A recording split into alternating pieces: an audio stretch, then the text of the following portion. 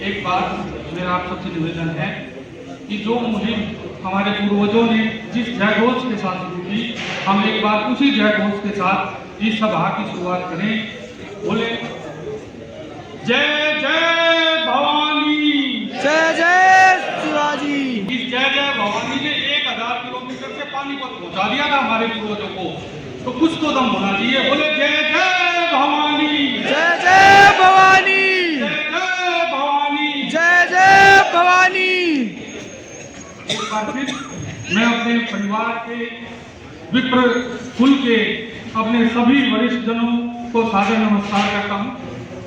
सर्वप्रथम मैं अपने पूर्वजों के प्रतिनिधि हमारे श्रीमंत पेशवा जी जो हमारे बीच हैं, मैं उनके चरणों में वंदन करता हूं। सर्वप्रथम मैं बताना चाहूंगा, मेरा नाम राहुल देव मुदगल है। मैं कसार हरियाणा से आया हूं, मूल रूप से मराठा परिवार से हूं। मेरे पूर्वज दादा मोहन जी राव जो सदाशिव राव भाऊ जी के पेशवा जी के इशारे पे पानीपत आए, उन्होंने न केवल इस पानीपत की लड़ाई में अपने परिवारजनों की शहादत दी, बल्कि उसके उपरांत भी वापस जाकर इसी भूमि में रहकर सनातन संस्कृति की सुरक्षा के लिए निरंतर प्रयास किए। मैं बात केवल पानीपत की तीसरी लड़ाई से संबंधित तथ्यों को लेकर करूंगा। मेरे से बड़ी अथॉरिटी मेरे बीच बैठे हैं, श्रीमंत जी हैं। पेशवाई में क्या था, वो इतिहास क्या था, सनातन संस्कृति में पेशवाई का रुतबा क्या रहा, भूमिका क्या रही, उन बातें में मैं नहीं जाऊंगा। वो मेरे से बड़ी अथॉरिटी मेरे हमारे सामने बैठे हैं, वो बताएंगे। मैं केवल बात करूंगा कि 1761 की उस रात के बाद हमारे पूर्वजों ने क्या क्या भुगता, क्या परिणाम रहे, उसके संबंध में जो मेरे को तथ्य मेरे पास आए, जो मैंने खोजे, मैं सिर्फ आप सबके बीच रखना चाहूंगा।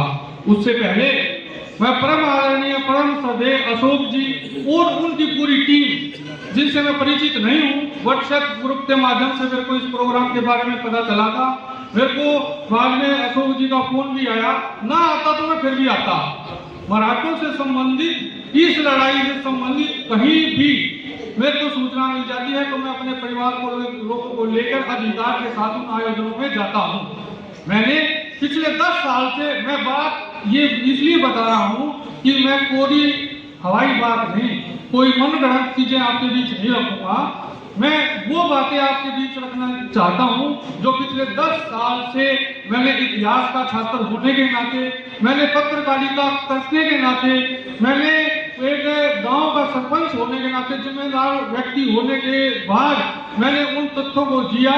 मैंने पूरे महाराष्ट्र की खाक छानी, मैंने गंगा जी के घाट पे पंडितों से संपर्क किया, मैंने नासिक में गया और फिर जाके मैं इस निष्कर्ष से पहुंचा, मैं भी उन्हीं मराठा वंशज ब्राह्मणों का वंशज हूँ। जैसा कि हम सब जानते हैं, तथ्य इतिहास की पुस्तकों में हम सब ने देखे सुने हैं, कुछ झूठे हैं कुछ सही हैं, लेकिन जो सही है, जिनको मैं सही मानता हूँ, वो ये है, वो जब लड़ाई हुई, उस लड़ाई के बाद आपको पता है कि वो नरसंहार था। आज एक दिन तक सब कुछ सनातन संस्कृति के पक्ष में था। हमारे पूर्वज युवा जो हीरो थे, हमारे सदाशिव राव भाऊ जी, इनके पक्ष में था। भगदड़ मच गई थी, लेकिन नियति ने हमारा साथ नहीं दिया। हम किसी को दोष नहीं देंगे, वो हमारी किस्मत में लिखा हुआ था, नियति में था कि हमारे को वो भोगना था, वो नरसंहार भोगना था। दोपहर के बाद जो मेरे को पता चला, दोपहर के बाद जब ये हुआ कि हम इस दौड़ में पिछड़ गए हैं, परम श्रद्धेय सदाशिव भाऊ जी के इशारे पर बोलकर की है, अपने साथियों के साथ मिलकर महिलाओं को, बच्चों को ये किया कि भैया अब यहाँ से निकल लो और यहाँ रहना सुरक्षित नहीं है। बहुत से लोग निकल गए, कुछ पंजाब की तरफ गए, कुछों ने रास्ते का अनुसरण किया कि राजस्थान के रास्ते अपने उसी जन्मभूमि पे जाएंगे। उसी कड़ी में मेरे पूर्वज वीर मराठा सरदार दादा मोहनजी राव थे, उनके भाई सोहनजी राव थे, वो साधारण सैनिक नहीं थे। कैसे नहीं थे, मैं किस आधार पे कहता हूँ? मेरे को जो तथ्यों से जो पता चला, ये मैं अपने पूर्वज की बात नहीं करूंगा, हमारे ये सब हमारे थे, उसमें आपके भी थे, मेरे भी थे, हम सबके थे। मेरे पूर्वज वीर मराठा सरदार मोहनजी राव अपने भाई सोहनजी राव के साथ जब वापस चले तो उन्होंने निर्णय ले लिया था कि मैं वापस तो जाऊंगा नहीं, मैं रहूंगा यहीं। जो लोग इस युद्ध में जो पीड़ित हुए हैं, जो कष्ट में हैं, उनकी सेवा करूंगा और इसका बदला लूंगा। लोगों ने तो मांग लिया था ये प्रमाण कि राम सेतु था या नहीं था, इसके प्रमाण क्या है? प्रमाण हमारा दिल है। हमने अपने पूर्वजों से सुना है, हमने कथाएं सुनी है, वो कथा प्रमाण है। कोई फोटो तो होंगे नहीं उस टाइम के, कोई लिखित दस्तावेज तो उसको होंगे नहीं। हमने जो अपने पूर्वजों से सुना है वो ये है कि किसी का हाथ कटे हुए थे, किसी के बच्चे लगे हुए थे, बुरी तरह से पीड़ित थे। मराठों के लिए ये जंग नहीं थी, मराठों के लिए कोई लड़ाई नहीं थी। मराठा आए थे गंगा स्नान के लिए, उनके लिए तो बहुत छोटी सी बात थी। उन्हें सपने में भी नहीं सोचा था कि इस तरह से परिणाम निकलेंगे। महिलाओं के साथ थे, बच्चों के साथ थे, नियति ने साथ नहीं दिया। उसी चलते जब वो वापस यहाँ से चले तो सब अधिकांश उनमें घायल थे, महिलाएं थे। जो अत्याचार हुए वो आप लोगों को, महिलाओं और बच्चों के साथ जो अत्याचार हुए आप लोगों को पता है उनका, उनमें मैं नहीं जाऊंगा। है मोहनजी राव गांव कसार की भूमि में जो उस टाइम पे जंगल ही था, बाजूगढ़ मराठों की एक रियासत थी, मराठों का वहां पे अधिकार था, तो वो उस तरफ बढ़े। और कहा जाता है कि बाजूगढ़ के पास जाके उनकी गाड़ी का पहिया टूट गया तो उन्होंने वहीं पे अपना डेरा लगा दिया। वो लगभग रात की बात थी कि 3 बजे के बाद वो यहाँ से पानीपत से निकले थे। लगभग रात को वो बाजूगढ़ के पास पहुंचे। उनके साथ 51 ऊंटनियों के सवार थे, घुड़सवार थे। और खास बात थी कि जो मराठों का तोप खाना था, जो ऊंटों के ऊपर रख के चलाया जाता था, उस खाने के साथ सदर मोहनजी राव थे। अब वहां के कई लोग भ्रांति भी फैलाते हैं कि स्थानीय लोगों ने साथ नहीं दिया। नहीं, बिल्कुल गलत। स्थानीय लोगों ने साथ दिया, मेरे मोहनजी राव का, सोहनजी राव का साथ दिया। उनको रहने की जगह दी, उनके उपचार के लिए उनको साधन उपलब्ध कराए। 2 दिन के बाद जब मोहनजी राव को यह पता चला, रोंगटे खड़े हो जाते हैं। उन क्षणों को जी के देखो, रोंगटे खड़े हो जाते हैं जब 2 दिन के बाद पता चला कि कुंजपुरा में 250 औरतें और बच्चे आतताइयों द्वारा कैद किए गए हैं। जब लोगों को जान माल का अपनी जान बचाने के लाले पड़ गए थे, उस टाइम पे 2 दिन के बाद मोहनजी राव ने अपने सोहनजी राव और अपने साथी सैनिकों के साथ मिलकर निर्णय लिया कि हम वापस कुंजपुरा जाएंगे। और ये इतिहास में मिल जाएगा। लेकिन धोखा क्या होता है? धोखा ये होता है कि वो बेचारे को यहाँ कोई था ही नहीं। जो इतिहास लिखा गया वो फर्जी लिखा गया। मोहनजी राव ने अपने सोहनजी राव, अपने भाई और अन्य साथियों के साथ मिलकर रात को कुंजपुरा में लड़ाई लड़के उन औरत और बच्चों को छुड़ा के वापस कसार लेके गए। और कसार उनको उनके उपचार के बाद उनके 1-2 दिन रुक गए, फिर वापस रेवाड़ी के रास्ते अगले कैंप तक उनको छोड़ के आए। ये था हमारे पूर्वजों का इतिहास। नहीं, खत्म नहीं होती है बात। और इस बात के अगर किसी भाई को प्रमाण चाहिए, किसी मेरे परिवार के सदस्य को अगर प्रमाण चाहिए, तो हापुड़ के पास तुमरेल गांव है। अब तुमरेल गांव में जाके मराठों के शौर्य, मोहनजी राव, सोहनजी राव के शौर्य के बारे में सुन सकते हैं। एक रात को इस क्षेत्र में सबसे बड़ी, जो सबसे खराब प्रथा थी, डोला प्रथा, जिसके बारे में आप लोगों ने सुना होगा।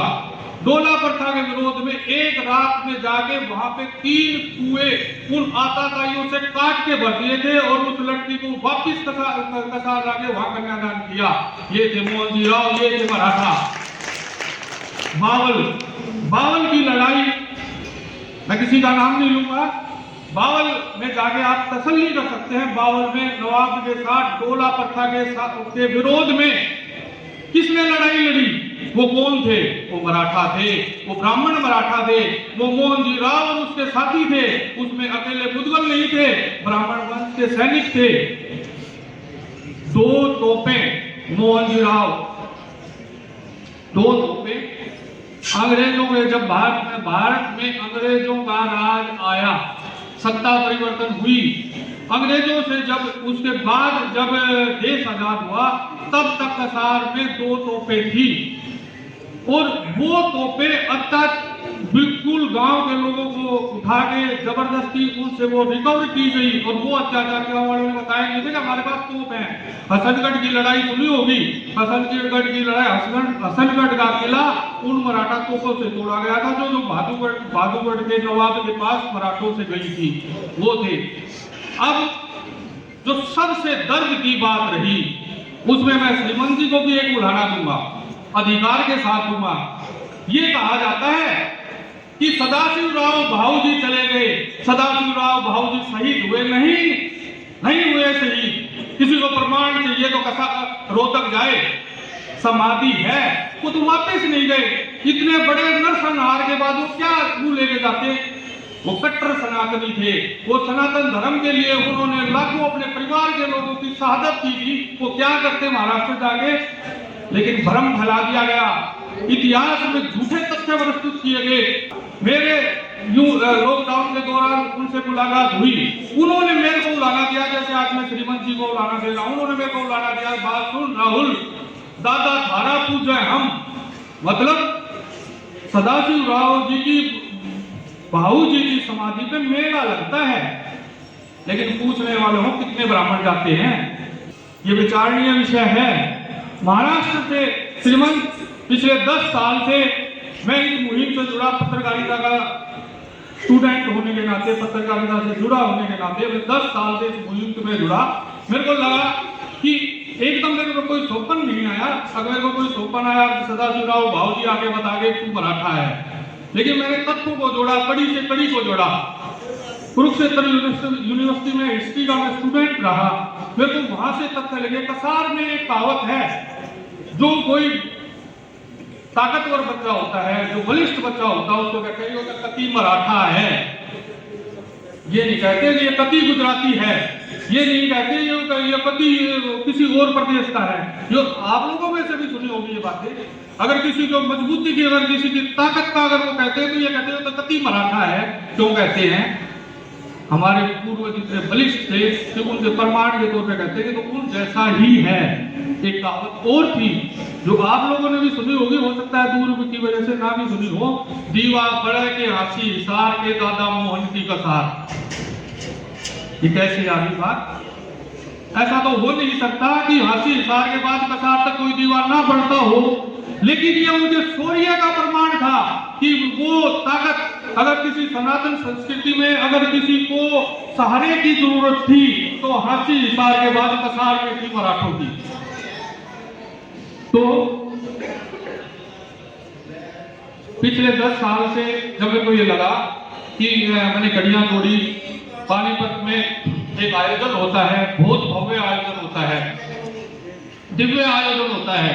मैं 10 साल से, मैं जब शुरू हुआ 2-4 लोग उसमें आते थे। मैं भी शुरू के प्रोग्राम में 2-3 अपने साथियों के साथ आया, देखा आयोजन बहुत भव्य था। अरे जब हम अपने पूर्वजों को हम याद नहीं करेंगे तो कौन करेगा? पहले तो हमारे को याद करना चाहिए ना। वहां देखा वो समाज जो वहां पे आयोजन करता है, सही मायने में वो बड़भागी है, वो सही मायने में वो भी उस भाग्य के लिखने वाले हैं, वो सही मायने में वो हमारे चाहते हैं। उन्होंने अपने पूर्वजों को याद किया, वो अपनों का नाम लेंगे, हमारे का क्यों लेंगे? पहले तो हम अपनों का नाम लेना।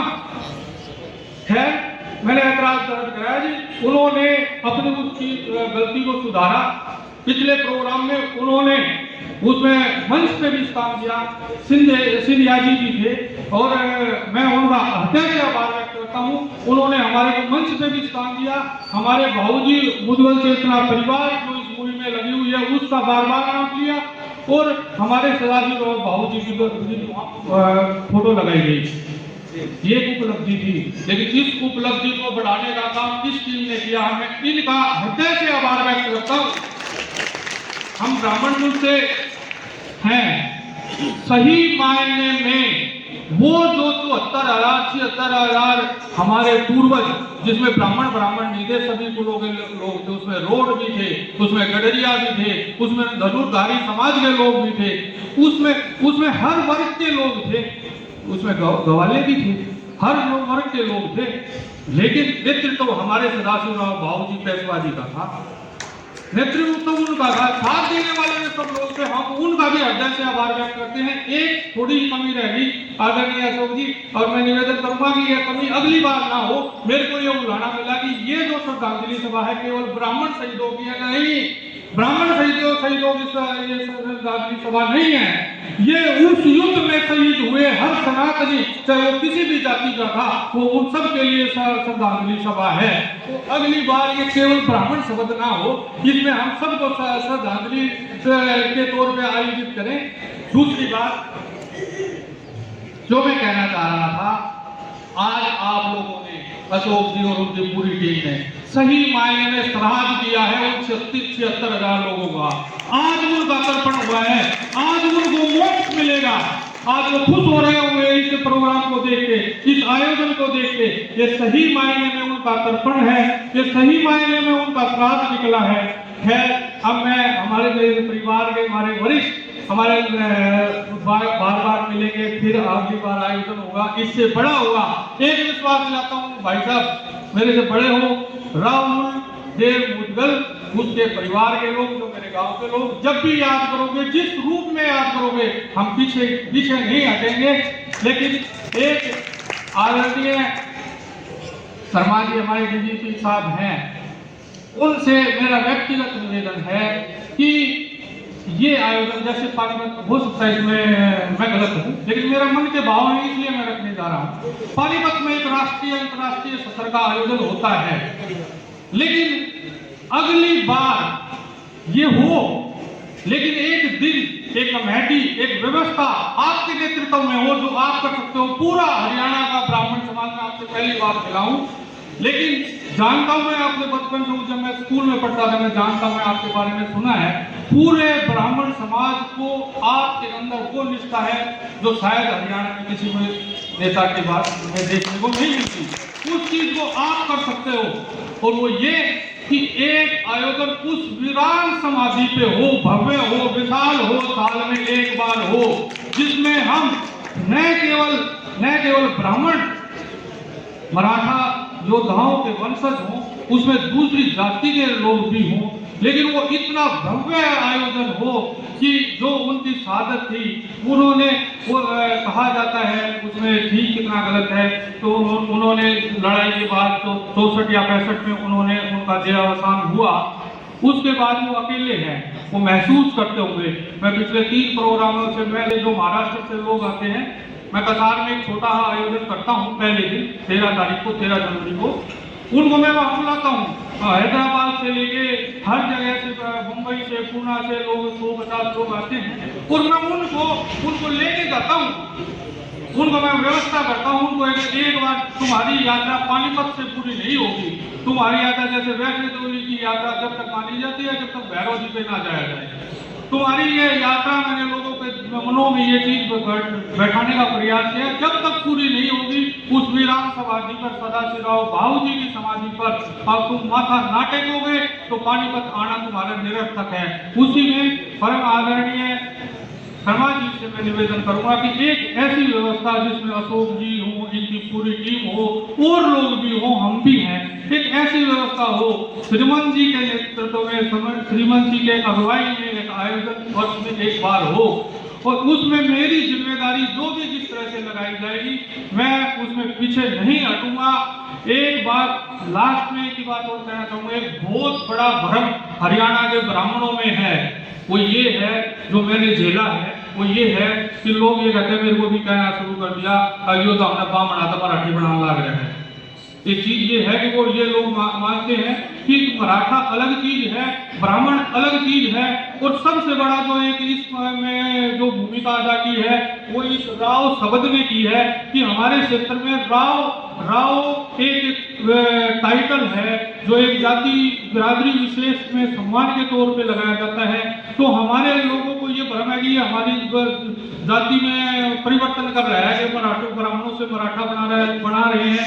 मैंने फेसबुक पे 2 दिन पहले श्रीमंत जी की एक रील देखी, मेरे को बड़ी तसल्ली हुई। मैंने उन लोगों को जरूर भेजी जो इस बात पे एतराज होते हैं। मैं कहते देखो ये तो हमारी अथॉरिटी है, ये जब कह रहे हैं इस चीज को स्वीकार कर रहे हैं, तो आपकी उस रील से बहुत मेरे को व्यक्तिगत लाभ हुआ।